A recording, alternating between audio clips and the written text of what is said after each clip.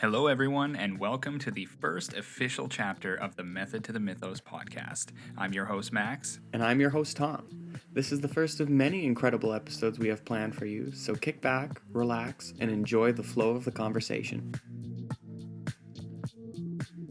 From the discovery of fire, To the establishment of civilization, the beginning of philosophy, to the peak of modern technology. we've reached the future. But now that we're here, where do we go? And moreover, how can we use the lessons of our past to better understand the present? The potential is limitless, and we are the means. We are the method to the mythos.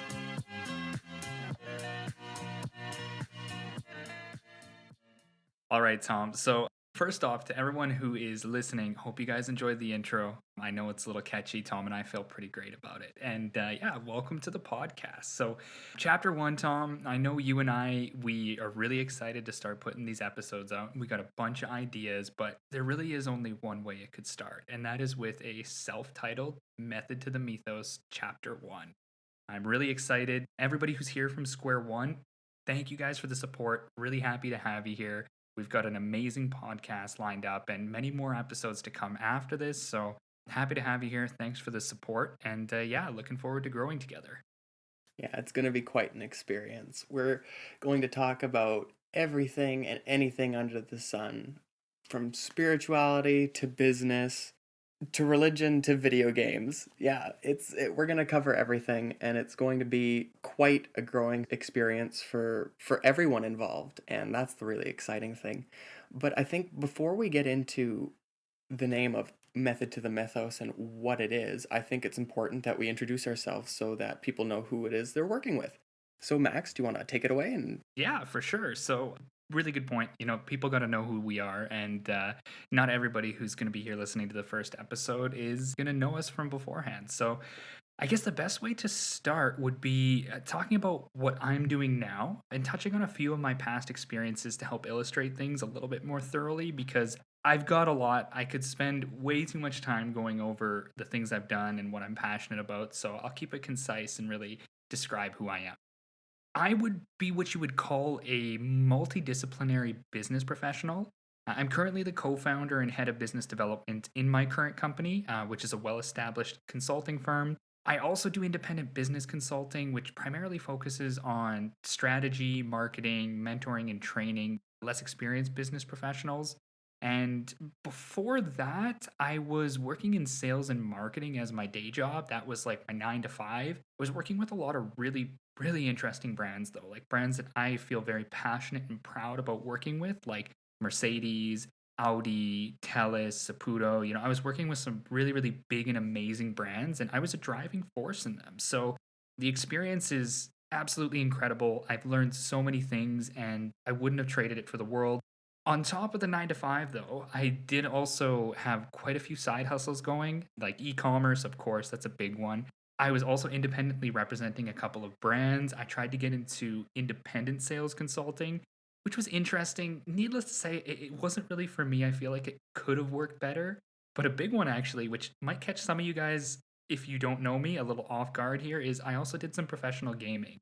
So, yeah, that might be unexpected that I include professional gaming in the mix, but I actually did really well, and I had a lot of fun doing it too. I'm sure we'll refer to my gaming career many times in future episodes because that's going to be one of the topics we talk about. And it was a significant part of my life as well as your life, Tom. Funny enough, you and I actually met at the beginning of high school as a result of a mutual gaming friend. So I think that gaming was actually quite a big part of our growing relationship over the years. Those Mario Kart games, they got pretty intense, didn't they? I just wanted to say I'm grateful every day that you, Jack, and I are still friends. Having grown up and being able to actively maintain childhood friendships is no small feat. And you better believe I live for those Mario Kart nights. They just they bring us together in such a modern and just the energy that's brought together when you play Mario Kart, and it's not you versus your friends, it's you and your friends versus the bots. Yeah. Definitely does. You know what is funny? Just to touch on that before I go forward. I love how as we got better, we started using the big characters, which were technically harder to control. And if you slowed down, you would have a hard time catching back up. But if you kept your momentum going and you were just drifting all the corners, you were easily the fastest characters in the game. And I think that's funny that, referring it to energy, it's like as you got good at flowing with the energy and you could get into the big energy game, that's when you really took it to another level. So, anyway, to fast forward into my early 20s, actually, I was working as a truck driver after high school just due to my family connections in that industry.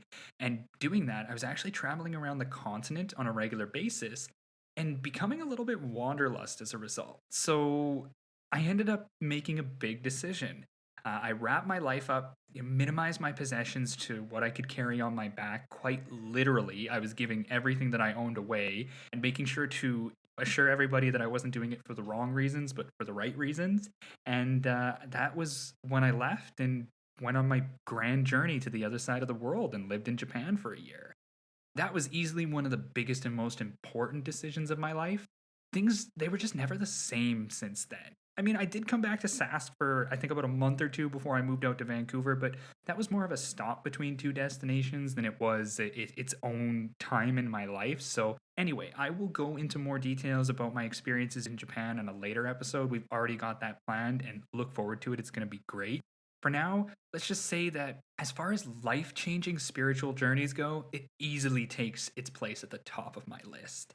All right, so now we get to I've moved out to Vancouver with the limited possessions I had. It almost felt like starting a new character in a game. And I came out here to pursue my goals of being an engineer and sparking up and revisiting my professional gaming career. I was making some big progress at it as well. I had been accepted into the aerospace program at BCIT, and I started competing in a lot of local and online tournaments.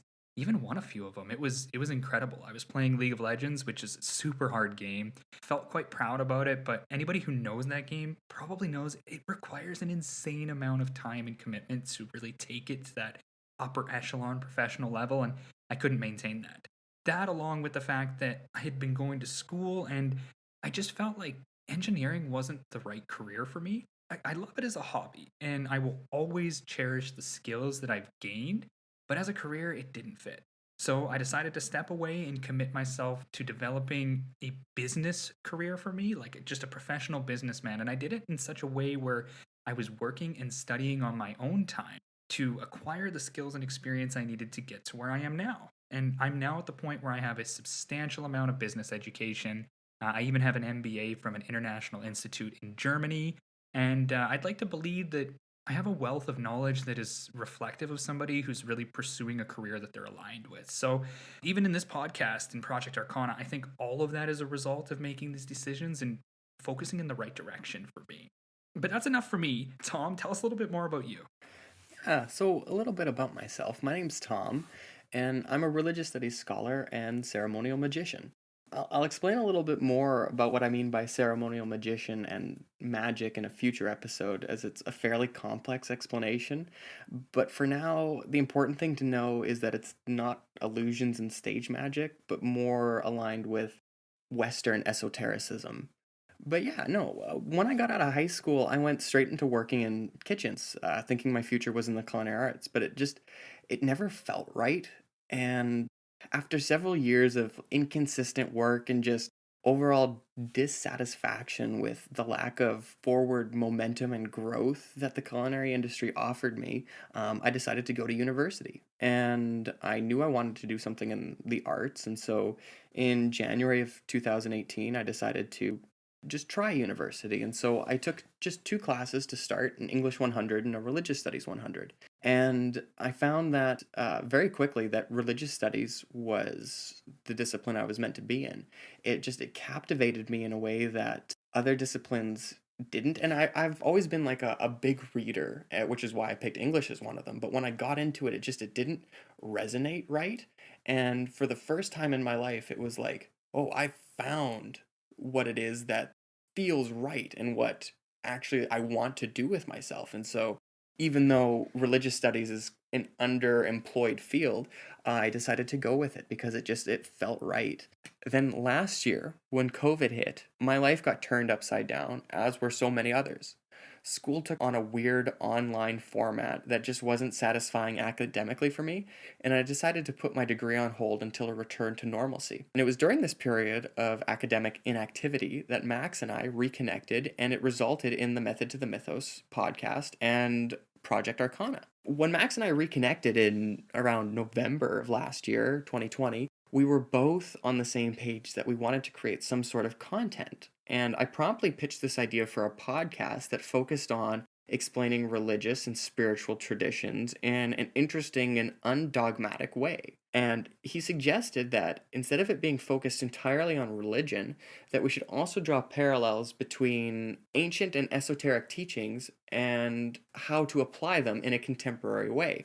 And it was like a switch went off in my head. And it's like, that's what it was. Because I had not thought about the contemporary side of things because I'm so often steeped in books in the past. And so I'm so concerned with why people believe the things they did and how we got to this point. And that's the point where I kind of drop it off and where Max picks it up. And suddenly the connection becomes complete. And this circuit connects, and the energy from past to present and into the future flows. Yeah, it flows so perfectly, right? I feel like that's such a good dynamic that we have together. And I think that's the really cool thing about Method to the Mythos is that it's truly a reflection of your personality and mine. And we kind of we cross into a little bit of the modern and a little bit into the historic, but we both have our roots in our respective fields, and it's a meeting and a blending of the two together. Yeah, definitely. I agree. So, I mean, that would be a really good point now that we're talking about the podcast and kind of the purpose of it is to get a little bit more into introducing the podcast. Now, I know many of you guys probably have read the name, and if you know the saying, you've already compared it to the saying Method to the Madness. And I'm sure you love the name. It stands out to you. You're like, this name is great, but what does it mean? So, Method to the Mythos is definitely a play on the concept Method to the Madness. And just as there is reason to the madness, there is reason to the mythos. And just to communicate this correctly, because a lot of people, they take the word mythos and they assume it with myth directly. And then myth comes up with this idea of untrue or not provable in some way, kind of like a myth is not something that exists in the world, like dragons and stuff. And by the way, you never know, dragons could have existed. But we're touching on the idea of mythos and mythology, which is more of a structured set of beliefs and a reason behind these beliefs. So just wanted to clear that up. But really, really interesting story for you guys. And that is the way that the name came to be. Tom, this is a funny story. I know when I reached out to you, what was it? It was like probably the middle of the night and I had reached out to you because it came to me through a hook in a song while I was in the shower. And to touch on that point, I know it's very business of me to say this, but amazing ideas come to you in the shower. So like don't just plow through your shower time and think, "Oh, I just want it to be done so I can get on to what I'm doing."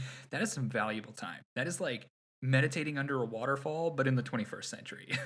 So use that and have that mental candy just flowing through your brain while you're in the shower. Contemporary stillness. Yeah, there we go. I like that. So yeah, anyway, the hook in the song, I was having a shower, going through thoughts, really thinking about the name of the podcast, and suddenly I heard the line, "What's your method?" And it was an electronic song, really, really upbeat. I wouldn't say that I was on the same wavelength as that song at the time, but when that came in, it was just, in my mind, it was either genius or stupidity. And Tom, I think that's the way I sent the message to you too. I said, "Hey guys, I either had a stroke of genius or I'm being crazy here, but what do you think about this name?" And Tom, what did you think about that name when I first sent it to you? Like, that was my immediate reaction to it. I was like, that's perfect. It sums it up in the way that I was trying to articulate it, but was unable to. And so as soon as I saw it, it was like, that's the name. That's what we're going with.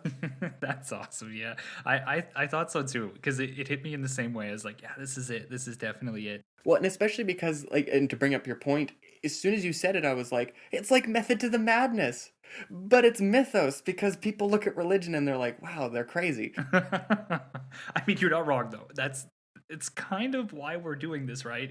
That's one of the big points. But from that point, now that we have it here, do you want to talk a little bit more on? And I know we did touch on it a little bit, but what are we going to be talking about in the podcast? Just a little bit of it, and one of the big points about the community building that we're trying to do around this podcast. Just as the name says, method to the mythos. That's our objective here. We're trying to look at these teachings and this historical, cultural, ancient information that exists and is actually very valuable, but often either misunderstood or not appreciated or just completely disregarded or ignored by people who maybe don't have the time, the capacity, or possibly the desire to involve themselves in it because they don't see it relevant to them.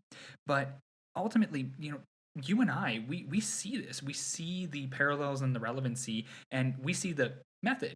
That's what we're doing is we're wanting to touch on these topics which we find very interesting and bring them to people in a contemporary way where we can actually show that there is value to be involved with this kind of information and build a community around it. Ultimately, we want to have a place where people can actually involve themselves in discussion about these topics and then communicate not just with us or not just listen to us, but communicate together and be able to promote this spiritual and religious literacy that goes beyond just religious studies as an academics, but more along the lines of understanding the human experience and the human element more thoroughly in general.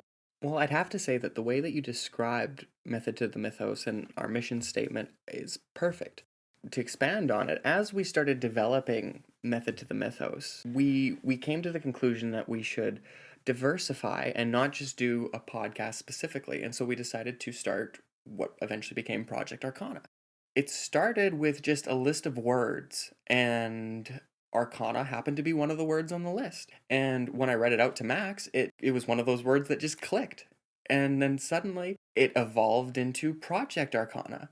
Normally, when people start apparel companies like this, they'll reach out to influencers across social media to advertise their merchandise and just get the word out to the populace. But we knew that we were also doing this podcast, and so it made sense for us to just merge the two together and become the influencer. Yeah, most definitely, right? Like when it comes down to it, becoming the influencer is not just beneficial because the ROI is high technically, but it's also rewarding because we wanted to do this anyway, right? Like even if we're not in a position now where we would call ourselves influencers in the accepted social media sense of things, we've always kind of been influencers. So all we're doing is we're now making the wider audience influencer on the digital platform an objective that we're actually working towards. So yeah, I love that. I love how Method to the Mythos started it, and then Project Arcana came in, and now it's kind of become the platform that helps officiate it.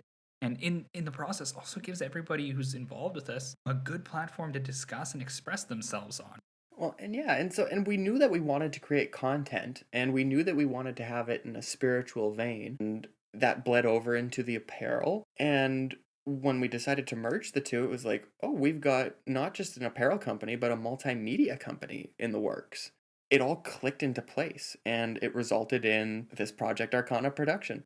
Yeah, for sure. And hey, you mentioned something on the mission statement, and I agree, but I don't think I quite fully explained it because I think there's a bit more to it. And I think that a lot of it aligns with one of your big objectives that you've been communicating to me since we first started speaking. I remember, I think it kind of started with me because to be honest, you've taught me so much about religion that I think on top of just creating this ability to look at the mythos in a methodical way, we also are spreading literacy, right? Like that's kind of a big objective of ours is to actually put that information out there and help increase the literacy of our audience and the world as a whole. 100%. And I think that's actually it's so important that you mention that, because when I got to university, and for the longest time I had this mindset of what am I going to do for work with this religious studies degree? I like there's nothing to do with religious studies. You said to me while we were working on this podcast that, well, you're creating the work. And it just like a light went off in my head.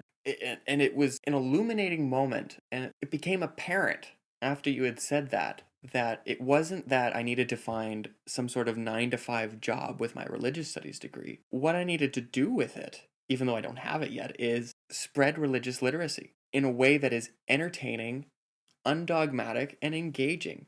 Because there's so much interesting content within religion, and I see it in people when I talk to them about religion. Any spiritual tradition, when you start getting into it and you start looking at the stories and just the myth behind it all, there's this, it resonates with people on such a deep level And it's because it intrigues them because it's the unknown, right? And that unknown drives us forward. And there's so much unknown that people just close themselves off to it because it's easier to just live in your box instead of exploring all of this wonder that's all around you. But it's just a matter of engaging with it and knowing that when you start working and looking at other religions, that you're not going to end up in a bad place. You're not going to end up in some sort of eternal torment. You're not going to become a bad person. If anything, you're going to become a better person because your understanding of why people believe the things they do will start to dispel all of these preconceived notions you have about your neighbors, your brothers, your sisters, And yourself. and yourself, because ultimately it's just reflections of the self. Yeah, definitely. The self is a good point to transition into my place here because some of the people might be thinking, okay, Max, he seems like a smart guy. He works in business, so yeah, he can be one of the method points to this Method to the Mythos podcast. But where does he align with this on a spiritual side? And that is a point I really want to bring up here because I think that's always been one of my biggest traits that a lot of people, in myself included, didn't quite fully understand. But I've always been a very deeply spiritual person. And I think a lot of it comes from my really early introduction into the way of the sword and ancient samurai tradition. I've always aligned and I've identified and even idolized the samurai for so long. I remember the first time I got my bokken, it was I was 8 years old, and when I held it in my hands, it just felt right. And from that point onward, it helped shape me into this spiritual practitioner that has grown and been ever present in my life from very, very early on. I think it even started before I got my sword, but that just helped to mold it into this samurai outlook and this way of the sword that I've been following and I've been refining my spirit around for many, many years. And that's a really big point here is because it's not just the religious literacy that we're going to talk about, it's also the spiritual literacy. Even if you, no matter what, there are some people who just, whether it be a jaded aspect or just a factor where they don't identify with a religion with all of its terminology, it doesn't speak to you. There is the general spiritual side of it. And that's one of the things that I've been doing for quite a while. I've even had people tell me, hey, are you religious? Because of how, I don't want to say crazy I speak, but how out there I speak at times. But it's not a religious factor, it's a spiritual factor. So whether you are able to connect and identify with the religious literacy that we're going to be putting out, or with just the spiritual literacy that we're going to be putting out, I think that there's a place for everybody in here to communicate and even grow with us as well. We'll be growing together, right? And on that point of growing, really good thing to address here because this we're going to be sharing a lot of information, and no matter how factual, no matter how much we cite it, one thing we want to just make apparent here is that the lines we're drawing are loose, and that also this is our opinion, right? So we're specifically focusing on keeping the opinion open, and there's only one thing that we can really be certain of, and that is that nothing is certain. But everything that we talk about here, take it with a grain of salt. Go and figure it out for yourself. If you really resonate with something that's mentioned, then go and learn more about it. Immerse yourself in it and come to your own understanding, because that's what we're trying to do here. We're not trying to create a new form of dogma. We're really trying to create this undogmatic way for you to go and explore your own spiritual journey and spiritual self. I think it's so important that you mentioned spiritual literacy as well as religious literacy, because there's so many spiritual grifters out there who are actively leading people astray because they have a base knowledge of religion and spiritual practices, and they manipulate people based on their lack of religion and spiritual literacy. And it's incredibly important for us to minimize the amount of people who can get away with this, and by learning about religion and spirituality as much as you can, you avoid these people. Yeah, for sure, because then you come to your own terms, right? And coming from that point, I think that gives everybody a really good idea as to what the podcast is about, where it came from, which is always it's going to be close to my heart, that story, because I just like it so much. The way that it came to be, it felt really meant to be. So, to start with, giving you a little bit of insight into what we're going to be talking about. We don't want to go in too depth here because we're going to be saving these for future episodes where we break down and go deep into topics. But me being a business professional and identifying as such, a lot of what I have seen has been on the business side of things. And as somebody who handles business at an executive and ownership level, I've seen really amazing things happen in the business world, and it usually shapes itself as unyielding spiritual focus and daily rituals manifesting personal and professional success in your lives. But this all kind of stems down to developing and putting your intent out into the world and then having it come to be and actually create these really marvelous and unbelievable results. There are times when this is as simple as mentoring somebody or teaching somebody and seeing them grow into a more actualized version of themselves. And that's a very spiritual experience, no matter who you are, how you want to look at it. And then other times it could be you and or your team actually going out and creating a substantial impact in the world. And that is usually because business is a journey of self-actualization. A really good parallel to this, an image that I'm going to leave a link to in the actual description for you to check out, is Maslow's hierarchy of needs. This is an image that is referred to in most business BBAs as well as MBAs, and I think that it really conceptualizes the journey of business, which has been around for a long time actually, into what it was thousands of years ago and what it is now. Because when people think business, they think this capitalist driven, financially exuberant Instagram lifestyle of driving Lamborghinis and stuff. And although I am a car head and I can't wait to have my nice car, there's much more to it than that. In the hierarchy of needs, you move your way through your physiological needs into emotional, all the way up to self actualization. And this is the overall goal for most business professionals. I've met with a lot of CEOs who are worth millions and millions of dollars. And when I speak to them, they all attribute their journey to this. The objective is to actualize themselves. Money will come. Money always comes if you commit to what you do and you are financially literate and you know how to handle your finances. You will become a wealthy person. But it's about how you do that. And that is where this becomes a really important topic to draw on when we talk about just what it means to be human in the modern day, and also where it aligns with religion quite a bit. And I know when we were first starting to talk, Tom, I would mention these experiences I had and how the people who I was interacting with were incredibly religious. Like they aligned with their religious institution, or I wouldn't say institution, but their religious beliefs almost entirely, like 100% of their being. And it would allow them to manifest their intent in the world like it was second nature to them.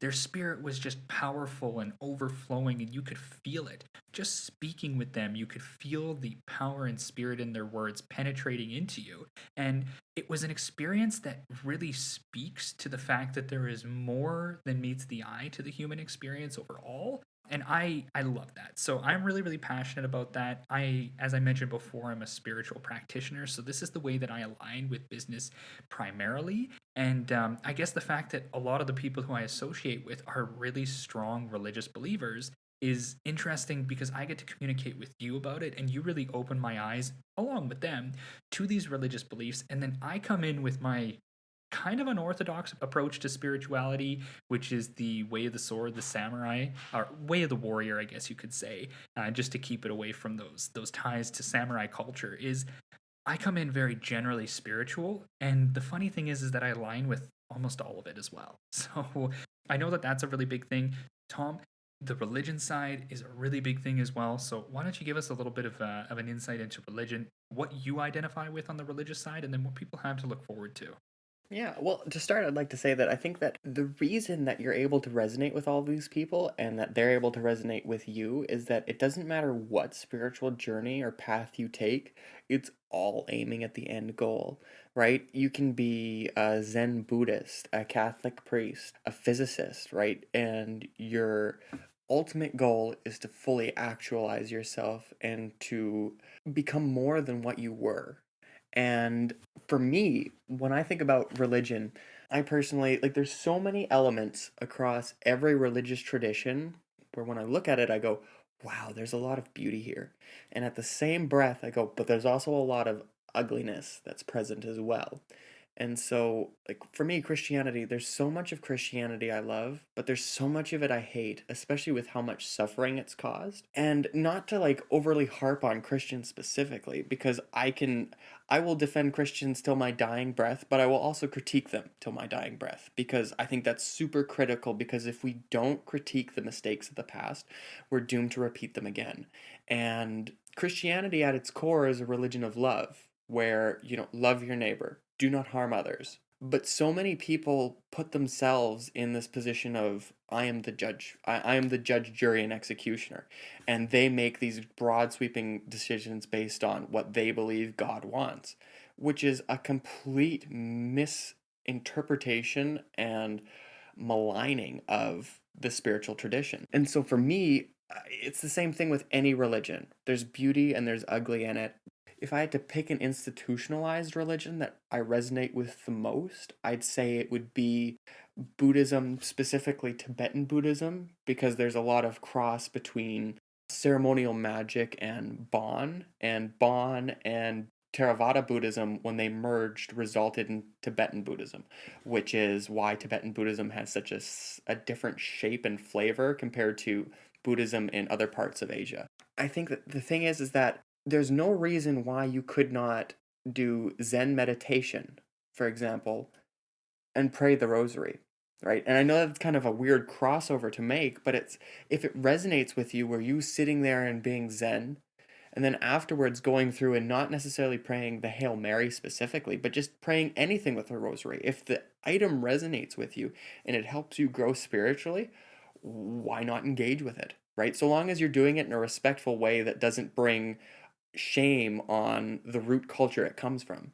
Yeah, for sure. I like your mention of the items that we associate with some of our spiritual practices, because I think we're in this weird world where bringing your spiritual practice into the physical reality, it can almost seem a little taboo at times, but I think it's very important. And I know I speak from a swordsman's point of view, where quite literally the sword is an extension and the embodiment of my soul. So for me, the item that I use to enact my spiritual practice is so significant and utterly irrefutable that I can't take another route to it. Like, now, to touch on that, there is the swordless sword, but even then, you're using a sword. So I would still argue that even when you're in the swordless state, you are still using a sword. But I think that a big part about what we're talking about with spiritual literacy, spiritual journey, religious literacy, the correlations between business, is that living in the modern day, living in the 21st century, there are a lot of ways that this is currently being practiced, could be practiced, and in some cases, like you mentioned, maybe should be considered to not be practiced, because we're moving forward. We're in a state where everybody has reached this level of global connectedness that people could not have possibly even imagined thousands of years ago, when a lot of these religious traditions were in their earlier stages, or where they were really taking shape. And this is one of the things that we have to take into consideration as people living in this age. I do think that we're now getting to a point, probably due to the connectedness, where spirituality is kind of resurfacing and it's really taking shape in a lot of people's lives. And funny enough, if you look at a lot of the focus, unfortunately, some of it does take place as more of a really heavy left leaning focus. But to take that political view out of the way, a lot of people are taking the spiritual and kind, empathetic, emotional stand on things, rather than taking the harsh industrial physical stand on things. And I think it's because all of this plays a really big part in who we are, in the mind, the body, and the spirit. And there's no way to argue that, right? Like, when you feel it, you feel it. So I like that you mentioned the items, because it kind of triggered that to me, such as when I picked up the sword, I felt it. I couldn't put it into words, but I felt it. And those are some of the things that we're going to talk about here, right? Because I come from business, and I guess to kind of say I'm spoiled or privileged in this regards is my really deep spiritual drive and practice of spiritual business. It's really heavily accepted, and not just accepted, but idolized in a lot of times. So when I go out and I do my daily practices and have my mindset focus and express my spiritual drive in business, people go, "Oh wow, that's amazing. This guy is successful, or he's going to make it big, and he is an eccentric or an acceptable businessman." And well, you look at some of the biggest names like Elon Musk, and I hate to bring that up as a point, because I know there's a lot of controversy on it, but there are things that drive the most successful business people that are not a part of our material world, and we all know it, we all appreciate it, and we all want it. So we're going to talk about a lot of how we can acquire that without having to be some super successful business guy who has a multi-billion-dollar net worth at his control. Well, and see, this is the thing. I find that the crossovers between religion and business are so ever present if you have the eye to see it. And so yeah, people are idolize the business world when they're able to manifest things and produce things. People are so caught up in the physicality of the world that we exist in that they correspond that with the be all and end all of existence.